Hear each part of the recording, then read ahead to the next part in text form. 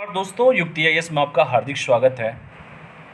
आज है 7 अगस्त और आज हम बात करेंगे आज के टॉप 10 सीरीज पे।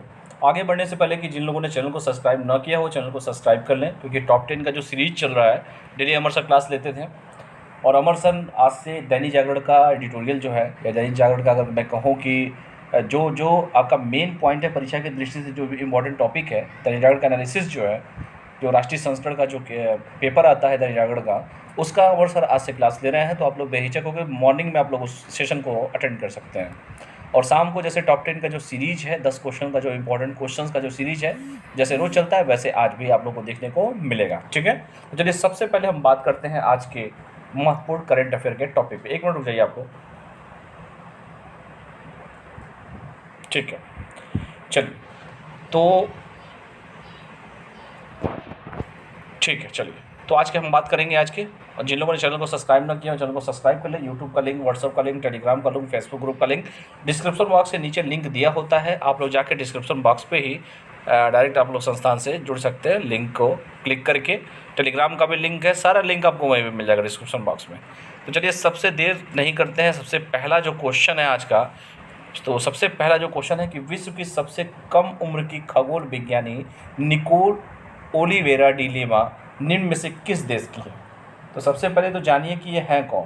क्वेश्चन कई तरीके से पूछते हैं कि भैया जो पूरे वर्ल्ड की, विश्व की जो सबसे कम उम्र की खगोल विज्ञानी है, ठीक है, एस्ट्रोनॉमर है, वो किस देश की है। तो ऑप्शन ए है अर्जेंटीना, ऑप्शन बी है पेरू, ऑप्शन सी है ब्राज़ील, ऑप्शन डी अमेरिका और ऑप्शन ई उपरोक्त में से कोई नहीं और एक से अधिक। क्योंकि बिहार पीसीएस में 5 ऑप्शन होते हैं, पूरे भारत में 4 ऑप्शन होते हैं, लेकिन बिहार पीसीएस की परीक्षा में आप लोगों ने देखा होगा कि 5 ऑप्शन होते हैं। तो ये देख लीजिए कि 5 ऑप्शन है वो कौन कौन है। अर्जेंटीना, पेरू, ब्राज़ील, अमेरिका और उपरोक्त में से कोई नहीं। तो इसका जो सही आंसर है वो आंसर है ब्राज़ील। ब्राज़ील वो देश है, ब्राज़ील की ही सबसे कम उम्र की खगोल विज्ञानी निकोल ओलिवेरा डी लीमा जी हैं। तो इसका आंसर होगा ब्राज़ील। तो चलिए थोड़ा सा बात कर लेते हैं ब्राज़ील के बारे में। थोड़ा सा ब्राज़ील के रियो डी जेनेरियो की निकोल ओलिवेरा डी लीमा 7 साल ने नासा के लिए 7 एस्ट्रॉइड खोज निकाले हैं। बताइए 7 साल की उम्र में, जैसे पहले कहा जाता था ना कि 14 साल की उम्र में सत्ता पे कोई बैठा, गद्दी पे बैठा, इतना बड़ा बड़ा राज्य, तो आज के ज़माने में भी कुछ लोग ऐसे हैं। तो 7 साल, मतलब समझिए 7 साल किए हैं। अपनी इस उपलब्धि के बल पर निकोल दुनिया में सबसे कम उम्र की खगोल विज्ञानी बन गई हैं। इंटरनेशनल एस्ट्रोनॉमिकल सर्च कोलैबोरेशन संस्था ने एस्टेरॉयड हंट सिटीजन साइंस नामक एक प्रोग्राम आयोजित किया था। निकोल ने इस कार्यक्रम में भाग लिया था। इस कार्यक्रम के आयोजन में अमेरिकी अंतरिक्ष एजेंसी नासा का भी योगदान था और इसी कार्यक्रम में निकोल ने 7 क्षुद्र ग्रह का पता लगाकर सभी को चकित कर दिया। बताइए 7 साल की उम्र क्या होती है। इस अभूतपूर्व उपलब्धि के बल पर निकोल ने सबसे कम उम्र की खगोल विज्ञानी होने का रिकॉर्ड अपने नाम कर लिया है। यह एक वर्ल्ड रिकॉर्ड है। तो देखिए वर्ल्ड रिकॉर्ड है तो जाहिर सी बात है इम्पोर्टेंट भी है, और विश्व की सबसे कम उम्र की है तो और भी इम्पोर्टेंट है, और रहने वाली कहाँ की है तो ब्राज़ील की है। इसको ध्यान से आप लोग पढ़ लीजिएगा। इंग्लिश में भी दिया रहता है, हिंदी में भी दिया रहता है। जो नए हमारे स्टूडेंट होंगे ध्यान से इसको पढ़िएगा। चलिए दूसरा क्वेश्चन बेटा, टेलीग्राम का लिंक है, देख लीजिए। लिंक को कॉपी करके हमसे जुड़ सकते हैं। t.me युक्ति आईएएस के नाम से है, टेलीग्राम का लिंक भी है। दूसरा क्वेश्चन है इंटरनेशनल इशू पे ही है। अमेरिकी राष्ट्रपति, जाहिर सी बात है जिनका नाम है जो बिडेन, ने भारतीय मूल के अमेरिकी किस व्यक्ति को एम्बेसडर एट लार्ज के रूप में नामित किया है। Which Indian American person has been named as ambassador at large by US president Joe Biden. तो भैया कौन सा आदमी हो सकता है, तो उनका नाम है रशद हुसैन। देख लीजिए रशद हुसैन साहब हैं। तो रशद हुसैन ही वो आदमी है जो भारतीय मूल के अमेरिकी व्यक्ति हैं जिनको एम्बेसडर एट लार्ज के रूप में नामित किया गया है। तो अमेरिकी राष्ट्रपति जो बिडेन ने भारतीय मूल के अमेरिकी रशद हुसैन को एम्बेसडर एट लार्ज के रूप में नामित किया है। एम्बेसडर एट लार्ज ऐसा राजदूत होता है जिसे विशेष जिम्मेदारियां दी जाती हैं, लेकिन वह किसी खास देश के लिए नियुक्त नहीं होता है। ये ध्यान से पढ़िएगा इस बात को। इस पदाधिकारी का काम अंतर्राष्ट्रीय धार्मिक स्वतंत्रता को बढ़ावा देना है, और राशद हुसैन इस पद पर नामित होने वाले पहले मुस्लिम अधिकारी हैं। नाम याद रखिएगा, राशद नाम उनका। वर्तमान में राशद राष्ट्रीय सुरक्षा परिषद में भागीदारी और वैश्विक जुड़ाव के निदेशक के तौर पर काम कर रहे हैं। ओबामा प्रशासन के दौरान भी राशद इस्लामी सहयोग संगठन में अमेरिका के विशेष दूत के रूप में काम कर चुके हैं। तो ध्यान से क्वेश्चन देख लीजिएगा कि अमेरिकी राष्ट्रपति जो बिडेन साहब ने भारतीय मूल के अमेरिकी किसके बारे में बोला है, तो राशद हुसैन साहब के बारे में बोला है। ठीक है, तीसरा क्वेश्चन पे हम लोग बात करते हैं। तीसरा क्वेश्चन क्या है, सबसे इंपॉर्टेंट क्वेश्चन होना चाहिए। निकोल पाशियानन ने फिर से किस देश के प्रधानमंत्री के पद पर नियुक्त हुए हैं? भाई देखो, 4 देश का नाम दिया है और ये पीएम बने हैं, कोई आम आदमी तो है नहीं, क्योंकि काम से खास हो चुके हैं अब ये। तो अजरबैजान, आर्मेनिया, स्वीडन और नॉर्वे उपरोक्त में से कोई नहीं। तो इनका नाम है निकोल आर्मेनिया जो है उस देश के पीएम बने हैं। अगस्त 2021 को पाशियानन ने राष्ट्रपति आमरेन सार्कीशियन द्वारा फिर से आर्मेनिया के प्रधानमंत्री पद पर नियुक्त किए गए हैं। सिविल कॉन्ट्रैक्ट पार्टी के नेता पाशियान ने जून 2021 के संसदीय चुनाव में पार्लियामेंट इलेक्शन में सीटों पर बहुमत प्राप्त किया है और 46 साल के पाशियान को पहली बार 2018 में प्रधानमंत्री के रूप में नियुक्त किया गया था। आर्मेनिया की राजधानी है येरेवान। ठीक है, तो इसको ध्यान से पढ़िएगा, बड़ा पूछता है ये क्वेश्चन, किसी देश की राजधानी, किसी देश के पीएम, बहुत इंपॉर्टेंट होता है। चलिए चौथा क्वेश्चन, नॉट लिस्ट। चलिए 2021 को फॉर्चून की टॉप 100 मतलब टॉप 500 फॉर्चून ग्लोबल सूची में कितने भारतीय कंपनियों को जगह मिला है? पूरे वर्ल्ड की बात कर रहा हूँ मैं। 2021 चल ही रहा है और इस समय देख रहे कोरोना महामारी की वजह से इकोनॉमी की स्थिति कितनी बेहाल हो चुकी है और अपनी जगह बना चुका टॉप 500 में बहुत बड़ी बात होती है किसी भी देश के लिए, किसी भी देश की कंपनी के लिए। तो भारतीय कंपनी कितनी है? तो हफ्ते कितने होते हैं? 7। तो 7 कंपनी टॉप 500 में अपना जगह बनाने में कामयाब रही हैं। फॉर्चून की ग्लोबल 500 सूची में 7 भारतीय कंपनियों को जगह मिली है।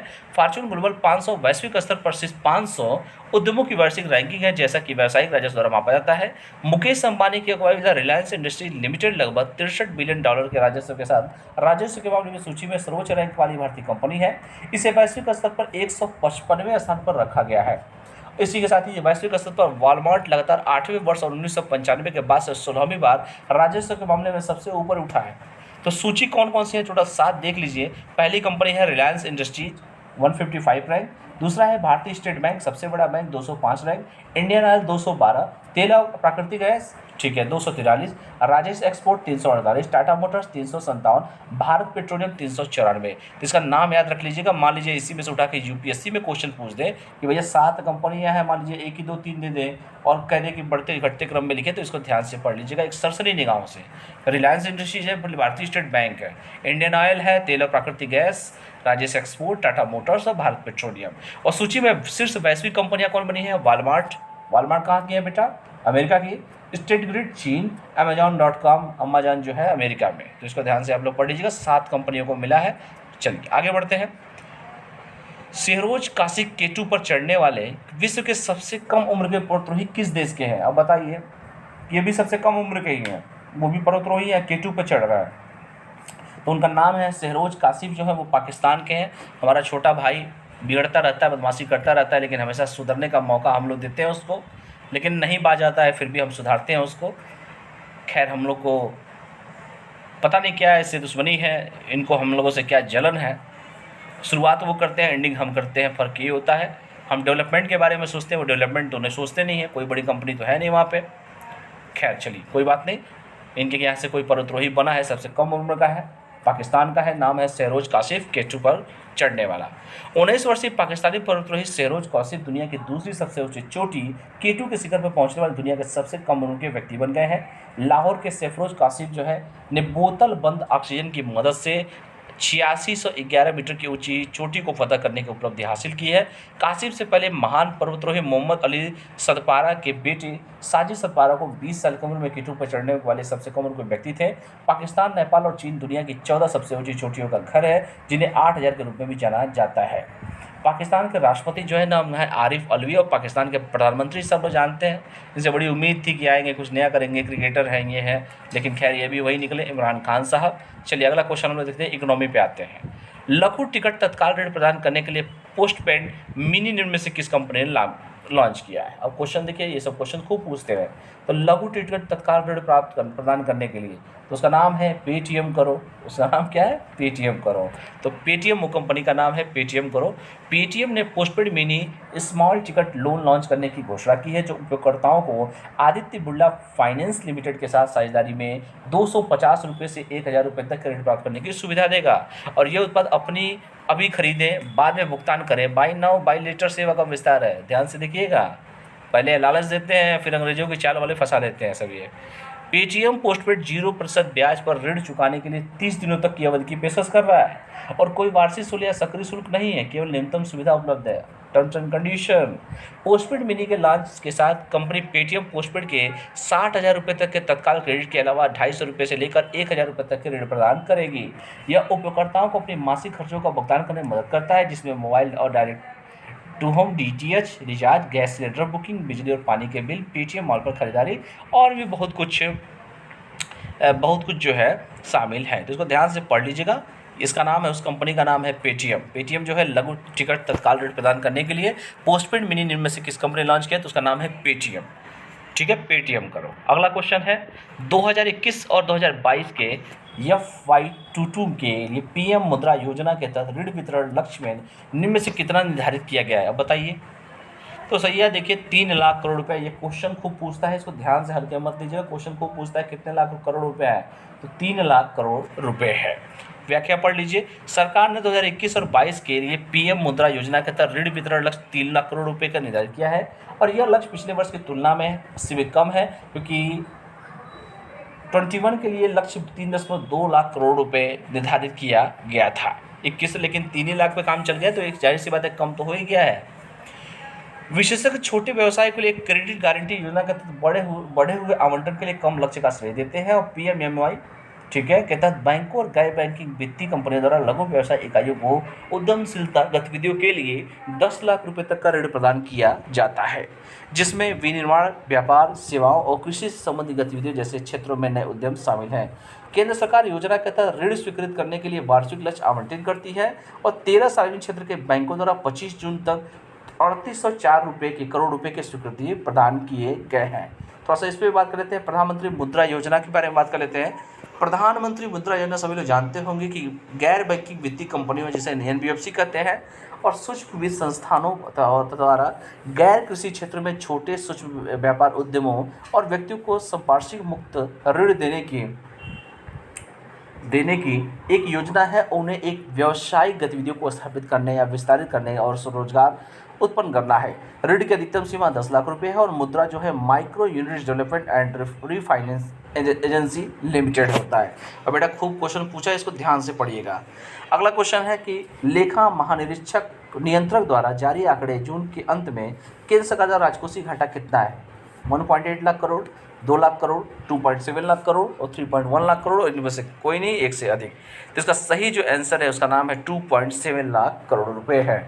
तो कंट्रोलर जनरल ऑफ अकाउंट्स, लेखा महालेखा परीक्षक जिसे कह सकते हैं, महालेखा परीक्षक ही होता है इस तरह से, द्वारा सीजीए द्वारा जारी आंकड़ों के अनुसार जून के अंत में केंद्र सरकार का राजकोषीय घाटा फिस्कल डेफिसिट जो है 2.74 लाख करोड़ रुपए या पूरे साल के बजट का अनुमान 18.2% था। जून 2020 के अंत में राजकोषीय घाटा 2020 और 21 के बजट अनुमान का 83.2% था।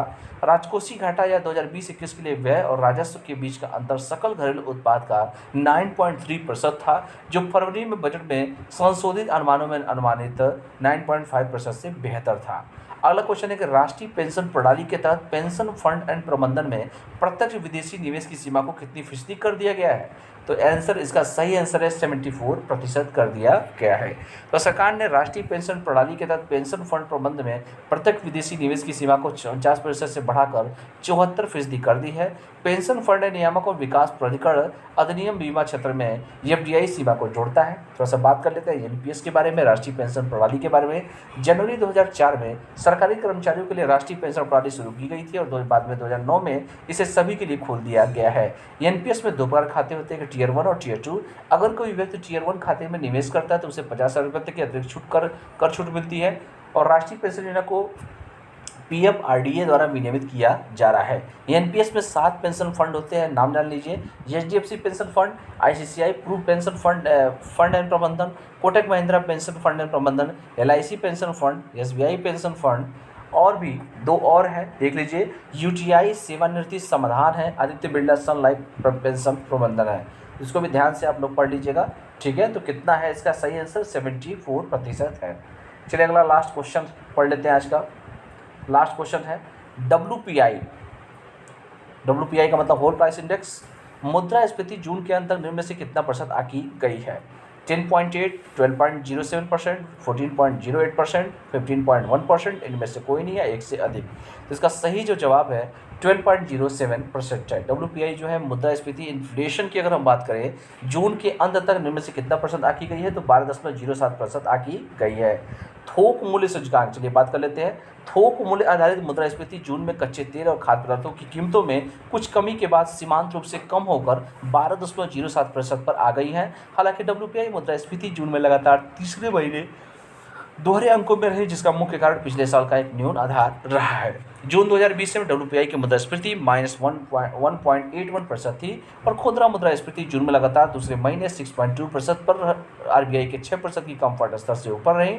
इसके साथ ही साथ जून के दौरान ईंधन और पावर बास्केट में मुद्रास्फीति घटकर 32.83% हो गई, जो मई में 37.61% थी। इसके साथ ही साथ खाद्य वस्तु की मुद्रास्फीति भी जून में घटकर 3.09% हो गई है, जो मई में 4.31% थी। और यहाँ तक कि प्याज की कीमतों में भी तेजी आई और विनिर्मित उत्पादन में मुद्रास्फीति जून में 10.88% रही, जो पिछले महीने में 10.83% थी। इसको देखिए, जितना भी डेटा ये दिया जा रहा है, जो बीच बीच में क्वेश्चंस का डेटा दिया जाता है, जैसे मान लीजिए कहा कि मैंने WPI जून के अंत तक कितना, तो 12.07, ये डेटा बड़ा इंपॉर्टेंट है, क्योंकि 2000 मान लीजिए 2020 का और 21 का पूछे, सपोज दैट 2020 का जैसे मैंने कहा कि 3 लाख करोड़ है, लाख करोड़ का जैसे प्रधानमंत्री वाला जैसे मैंने क्वेश्चन में बताया 3 पॉइंट समथिंग का टारगेट दिया गया था, तो पिछली बार की तुलना में कम था। तो इसी तरह से क्वेश्चंस आप लोगों से पूछे जाते भी हैं, तो इसको ध्यान दीजिएगा, क्वेश्चंस कहीं से भी आप लोगों से पूछे जा सकते हैं। तो चलिए आज के लिए हम इतना ही करते हैं। जितने भी क्वेश्चन हो, देखिए इस क्वेश्चन में मैंने कहा था कि PM मुद्रा योजना, देखो मुद्रा योजना तो कई बार पूछा जा चुका है, सूक्ष्म किशोर तरुण ये सब UPSC ने कई बार क्वेश्चन पूछा है इस पर। तो PM मुद्रा योजना का टारगेट कुछ और था, 3.27 लाख करोड़ रुपए थे, लेकिन 3 लाख तक ही पहुंच पाए, यानी कि कमी हुई कि नहीं है। तो ये कंपेरिजन बहुत पूछता है परीक्षा में, जिसको ध्यान से आप लोग देख लीजिएगा, ठीक है। तो चलिए आज के लिए हम इतना ही करते हैं। कल फिर एक टॉप 10 जो सीरीज है, उस टॉप 10 सीरीज के साथ आप लोगों के सामने रिप्रेजेंट किया जाएगा कल। तो जैसे भी सेट 16 तक हम लोग पहुंच गए हैं, जो भी परीक्षाएं होने वाली आगे वाली, जैसे UP पेट का परीक्षा होने वाला है आपका, और EPFO का पेपर होने वाला, UP PCS का है, UP PSC का पेपर होगा आप लोगों का, BPSC का पेपर होगा। लगातार परीक्षाओं का मार है और परीक्षा देते रहिए। लोअर का मेंस भी होगा आप लोगों का, समीक्षा अधिकारी का भी पेपर होगा। सभी के लिए ये इंपॉर्टेंट होगा, चाहे वो वनडे एग्जाम की तैयारी करते हो, चाहे आप UPSC की तैयारी करते हो, ग्रुप D से लगाए ग्रुप A तक का, सभी के लिए इंपॉर्टेंट है। अपने अपने तरीके से इसको देखते रहिए आप लोग। और डिस्क्रिप्शन बॉक्स के नीचे लिंक है, उस लिंक के माध्यम से आप लोग हमसे जुड़ सकते हैं। मॉर्निंग में पर डे 10 बजे के आसपास अमर सर जो है दैनिक जागरण राष्ट्रीय संस्करण का एनालिसिस करेंगे। जो भी इम्पोर्टेंट जो पॉइंट्स होते हैं दैनिक जागरण में, क्योंकि हिंदी के न्यूज़पेपर में तो सभी लोग जानते हैं, लेकिन दैनिक जागरण सबसे अच्छा कहा जाता है और भी न्यूज़पेपर की कंपेयर में। हिंदी के पेपर की बात कर रहा हूँ मैं। तो अमर सर अभी दैनिक जागरण का राष्ट्रीय संस्करण का एनालिसिस कर रहे हैं। आप जितने भी स्टूडेंट हैं जो दैनिक जागरण शुरुआती दौर में अभी पढ़ाई करते हो, उनको नहीं समझ में आता है कि पेपर कैसे पढ़ना चाहिए, तो आप लोग सीधे हमारी क्लास में अटेंड कर सकते हैं। दैनिक जागरण राष्ट्रीय संस्करण अमर सर सुबह मॉर्निंग में लेंगे, और शाम को जैसे टॉप 10 सीरीज जो होगा, वो टॉप 10 सीरीज जो है वो मैं लेता रहूँगा आप लोगों को। तो चलिए आज के लिए इतना ही करते हैं। चैनल को लाइक कीजिए, शेयर कीजिए, सब्सक्राइब कीजिए, अपने दोस्तों को भी बताते रहिए, और कोई भी करी हो तो दिए गए नंबर पे आप लोग संपर्क कर सकते हैं। तो आज के लिए इतना ही, तब तक के लिए पढ़ाई करते रहिए, सभी के सभी स्वस्थ रहिए, मस्त रहिए, पढ़ते रहिए। बहुत बहुत धन्यवाद सभी का। Thank you, all of you. जय हिंद, नमस्कार।